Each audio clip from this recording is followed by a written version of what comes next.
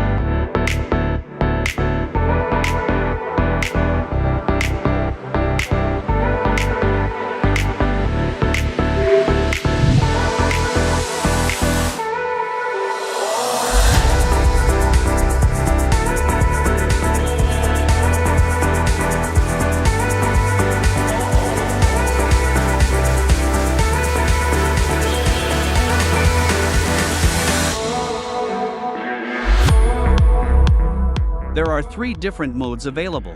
The modes are activated one after the other. Every time when you want to move to the next mode, just press the OK button 4 times or pull the high beam lever 4 times. The hazard warning light on the dashboard will blink each time when the device switches between modes. Now, let's give it a try. To enter mode 1, press the OK button 4 times, or pull the high beam lever 4 times. The hazard warning light on the dashboard will blink 1 time. In mode 1, the mileage block function is not active, so the actual mileage is counted at 100%. To move to mode 2, press the OK button 4 times, or pull the high beam lever 4 times again. The hazard warning light on the dashboard will blink 2 times. In mode 2, only 30% of the actual mileage is counted.